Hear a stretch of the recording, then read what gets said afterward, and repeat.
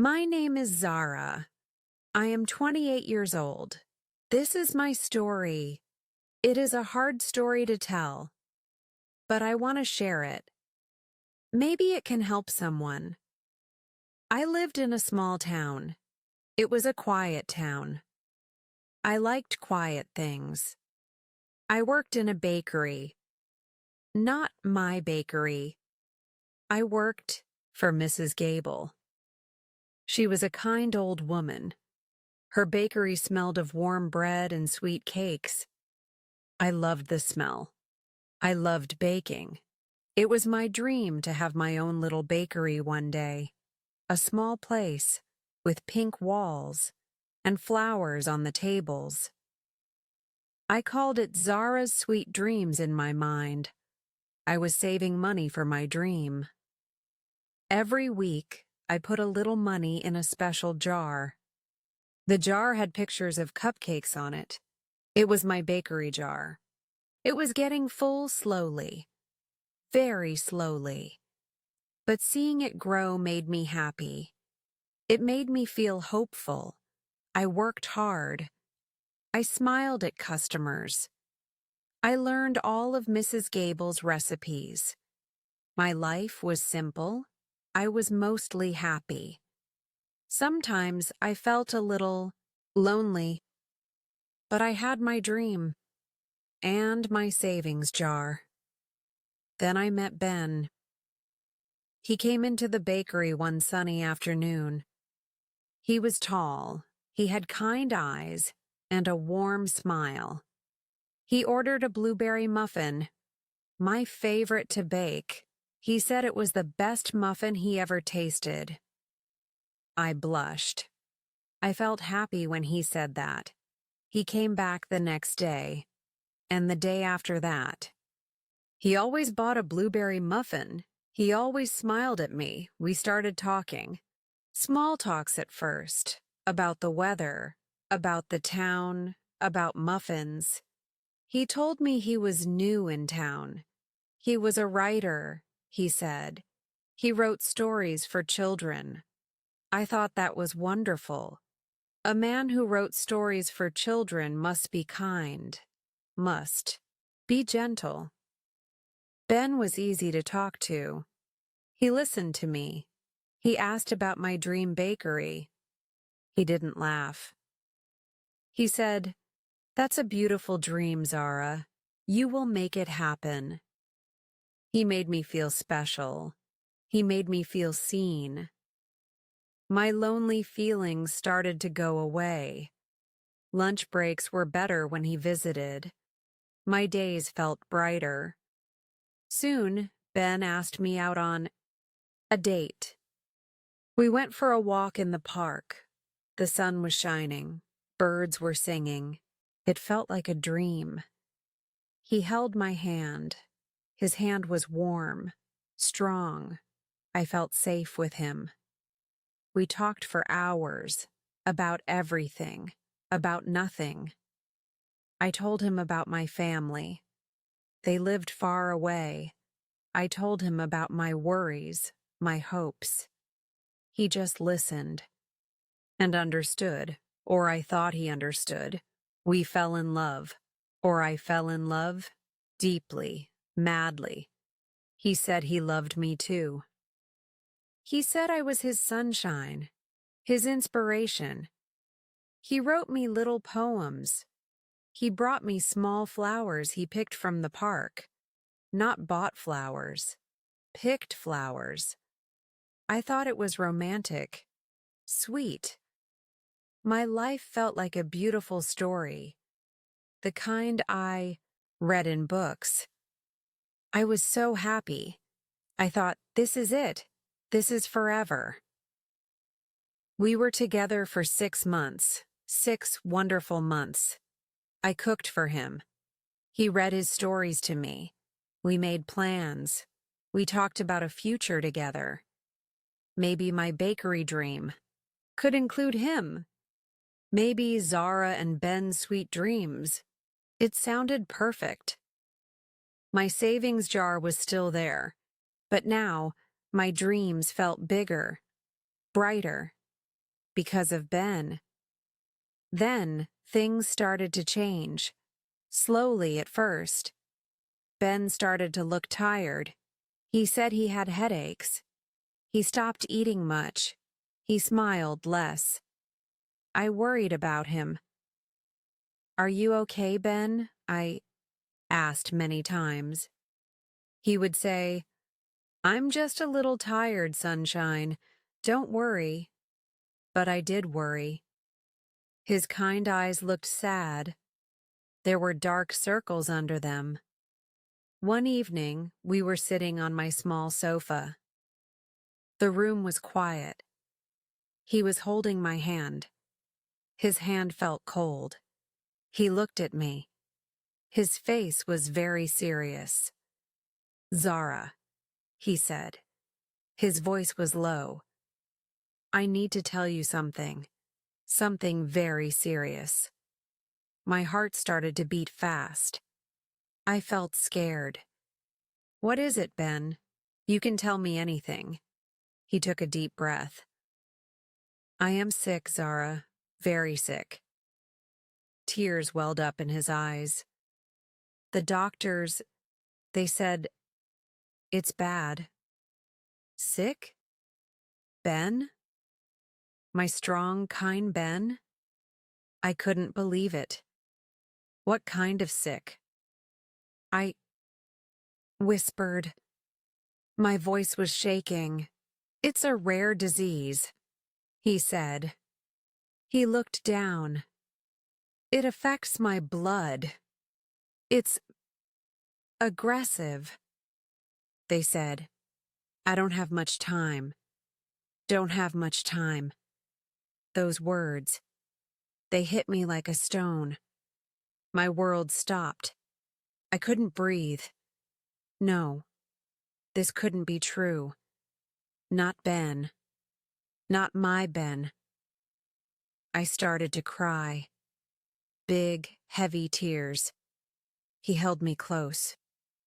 He was crying too.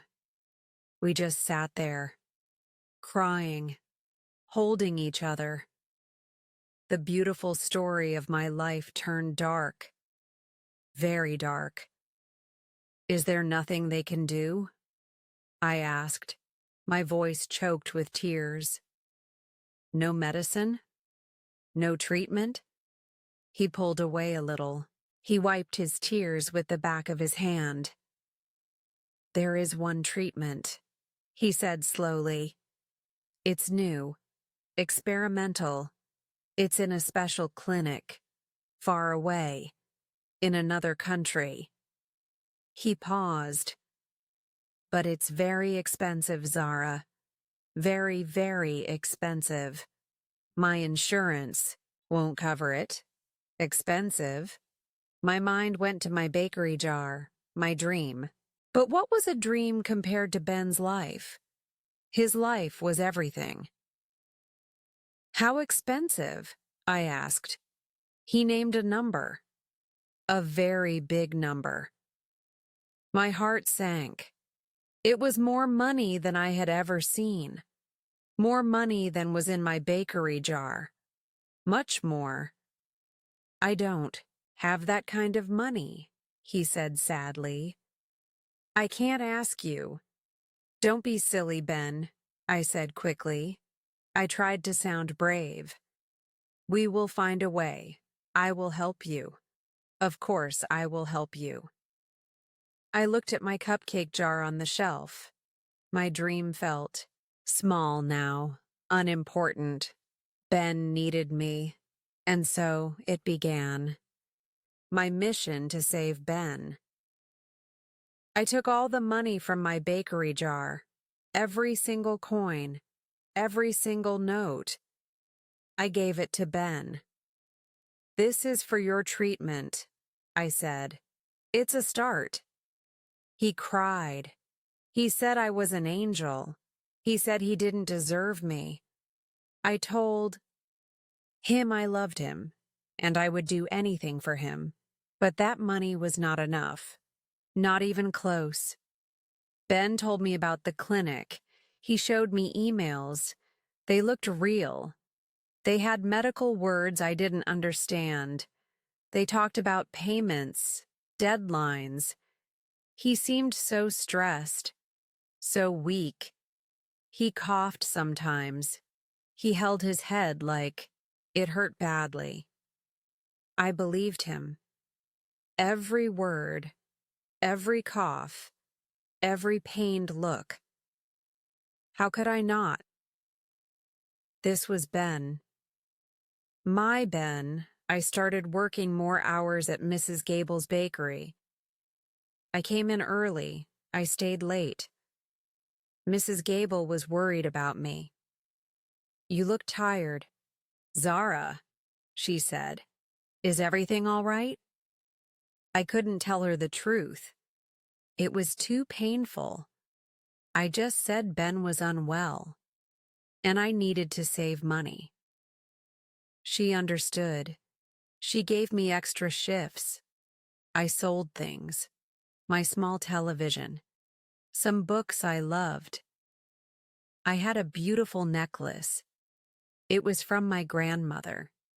It was gold, with a tiny blue stone. It was very precious to me. I loved it. But Ben's life was more precious. I sold it. My heart broke when I sold it. But I told myself, it's for Ben. It's for his life. I gave the money to Ben. He cried again. He said I was sacrificing too much. "No sacrifice is too big for you, my love," I said. Ben would go for local treatments sometimes to prepare for the big one abroad. He would be gone for a day. He came back looking paler, more tired. He said the treatments were hard. They made him feel sick. I cooked him special soups. I read to him. I held his hand. I told him to be strong. I told him we would fight this together. My friends worried about me. I didn't see them much. I was always working, or tired, or with Ben. When they asked, I just said Ben was sick. They felt sorry for us. They said I was a good girlfriend, a strong woman. I didn't feel strong. I felt scared. I felt tired, but I kept going. For Ben. The money. It was like a monster, always needing more. Ben would show me new emails from the clinic.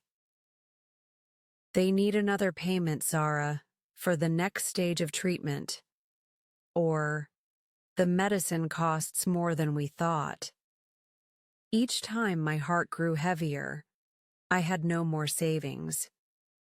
I had sold almost everything of value. I started borrowing money, small amounts from Mrs. Gable. She was kind. She didn't ask too many questions. I promised to pay her back. I felt ashamed. But what could I do? Ben needed it. He said he was getting weaker. He coughed more. He stayed in bed a lot. He said, "You are my only hope, Zara. Without you, I would give up." How could I stop? How could I let him give up? This went on for months, almost a year. My life was a blur of work, worry, and finding money. I looked in the mirror. I saw a stranger. My eyes were always tired. There were lines on my face that weren't there before. I lost weight. My smile was gone. My dream of the pink bakery felt like a distant memory, a foolish, childish dream. The only dream now was to see Ben healthy. One day, Ben told me the good news. "We have almost enough, Zara," he said. His voice sounded stronger. "Just one more payment. A final one. And then I can go to the clinic abroad." I can get the full treatment. A little hope sparked in my tired heart. Finally, an end to this nightmare. The final payment was big, very big. I didn't know how I would find it. I had nothing left. I cried. I told Ben, I don't know what to do. I have nothing more to give. He held me. He looked sad. It's okay, sunshine, he said. You have done so much, more than anyone could. Maybe it's just not meant to be. He coughed weakly. Not meant to be? No. I couldn't accept that. After everything, after all the sacrifices, I had to find the money. I just had to. I thought and thought. There was one last thing. My small apartment. I rented it. But I had paid a deposit. A security deposit. It was a few $100s. If I moved out, I could get it back. But where would I live? I talked to my landlord. I told him I had to move. I didn't say why. He was surprised, but he agreed to give back my deposit if I found someone to take the apartment. I put up an ad. I found a new tenant quickly. I packed my few belongings into 2 small bags. I got my deposit back. It wasn't enough for the full final payment, but it was something.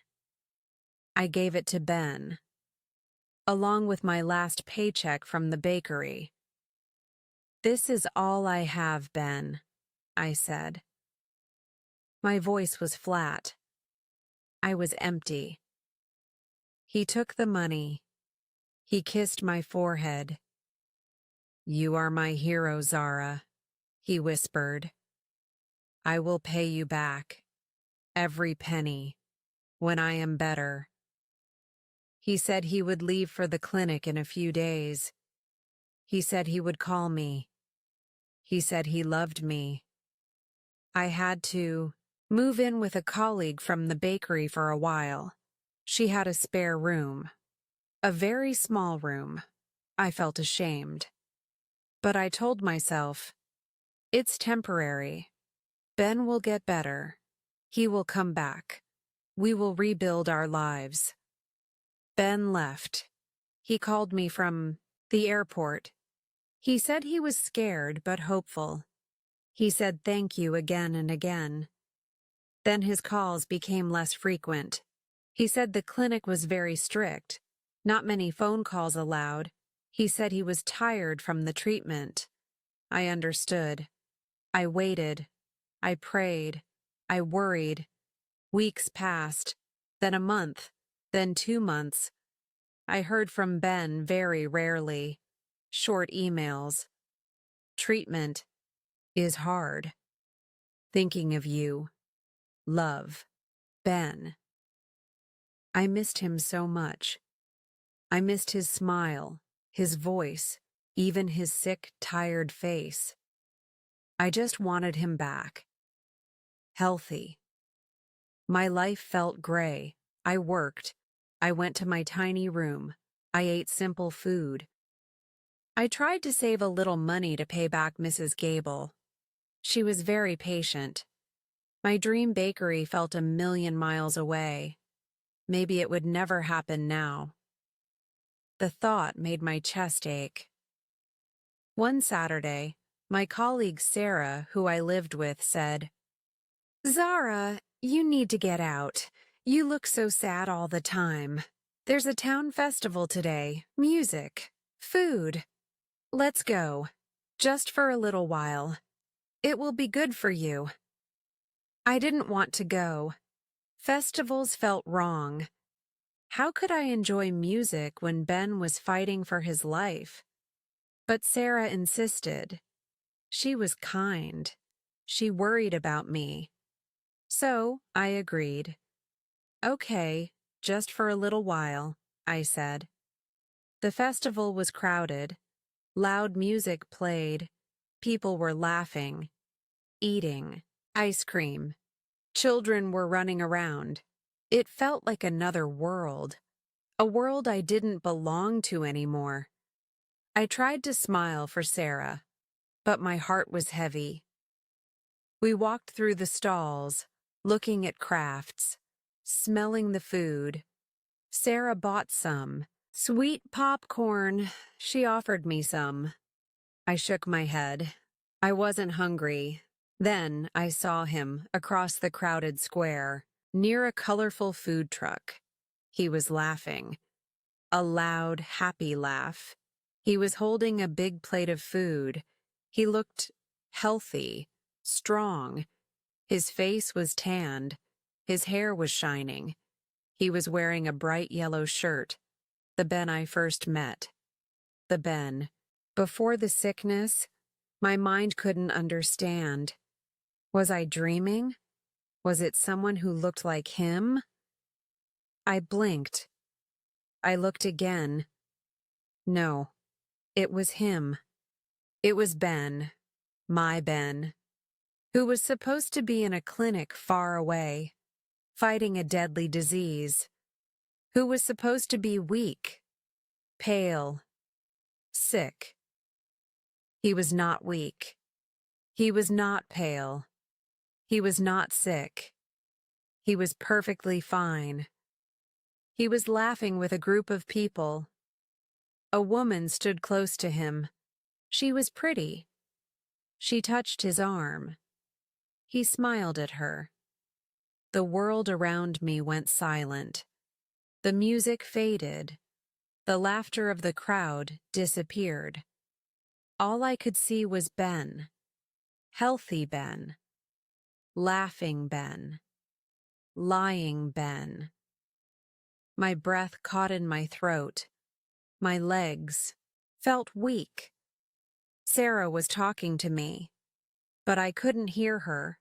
I just stared. Disbelief. Confusion. Then, a cold, sharp pain shot through my heart. A pain so strong it made me gasp. He said he was dying. His sickness was a lie. All those months. All my money, my savings, my grandmother's necklace, my dreams, my tears, my worry, my sacrifice. All for a lie. A cruel, terrible lie. I felt sick, really sick. My stomach turned. I thought I was going to fall. Sarah noticed my face. Zara, what's wrong? You're as white as a sheet. I couldn't speak. I just pointed. My hand was shaking. Sarah looked where I pointed. She didn't know Ben well. She had only seen him a few times when he was sick. Who is that? She asked. Ben, I whispered. The word felt like poison in my mouth. Sarah looked confused. Ben? But he looks good. Good. Yes. He looked very good. While I looked like a ghost. While my life was in ruins, anger started to bubble inside me. Hot, burning anger. How could he? How could anyone be so cruel? He had watched me cry. He had watched me sell my precious things. He had taken every last penny I had. For a lie. I wanted to run to him, to scream at him, to hit him. But my feet were stuck to the ground. My body was frozen. What would I say? What could I say? He hadn't seen me. He was busy, laughing, enjoying his life, his healthy life, paid for by my broken dreams. Tears started to stream down my face. Not sad tears this time, angry tears. Bitter tears. Tears of a fool. I was a fool. A blind, stupid fool. I had loved him so much, trusted him so completely, and he had played me, used me, destroyed me. Sarah put her arm around me. "Zara, let's go home," she said gently. She understood now. She saw the pain in my eyes. I let her lead me away, away from the music, away from the laughter, away from Ben. My heart felt like it had shattered into a million tiny pieces, each piece sharp, painful. Back in my tiny room, I collapsed on the bed. I cried until I had no more tears left. I cried for my lost money, for my lost dream, for my lost love, for my lost trust. I felt so empty, so broken. The next few days were a blur. I couldn't eat, I couldn't sleep.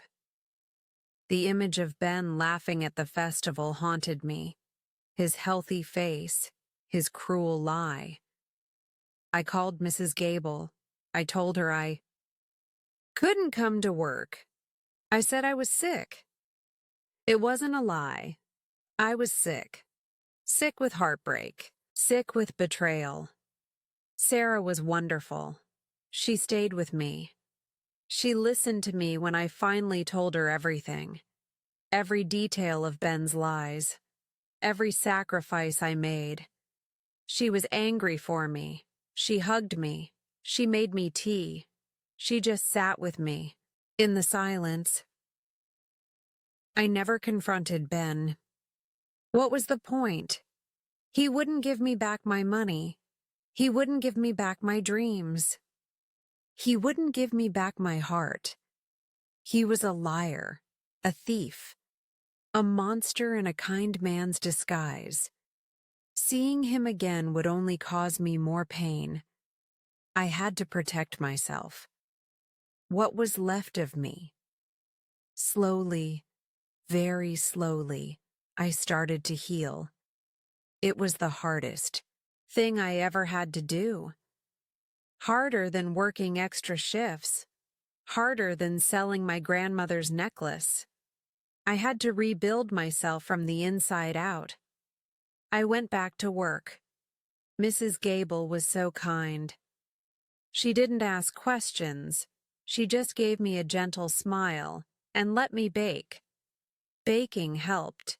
Measuring flour, kneading dough, the familiar smells. It was something real, something honest. I started to talk to my family again. I told them what happened. They were shocked, angry, sad for me, but they supported me. They reminded me that I was strong, that I was loved. I learned a very hard lesson. I learned that sometimes people are not who they seem, that kindness can be a mask, that love can be a lie. I learned that trust is precious, and it should be earned, not given away so easily. I lost all my savings. My dream of the pink bakery seemed impossible now, but I didn't lose myself completely. Ben took my money, but he couldn't take my spirit. Not forever. It took a long time, a very long time. But the sharp pain in my heart started to dull. It became a scar, a reminder. Not a reminder of Ben, but a reminder of my own strength. I survived. I lived through the worst betrayal. And I was still standing. I started saving again. Just a tiny bit each week.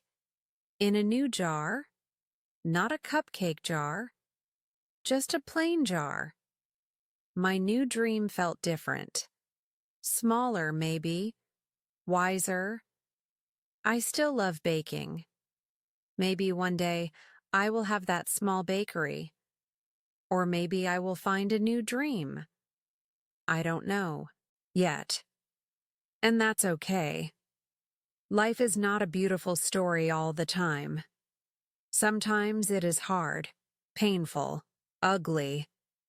But those hard times can teach us. They can make us stronger. If we let them. If you are listening to my story, maybe you have been hurt too. Maybe someone broke your trust. It's okay to feel sad. It's okay to feel angry. It's okay to cry. Take your time to heal. Be kind to yourself. You are not a fool. You are human. You loved. You trusted. That is not a weakness.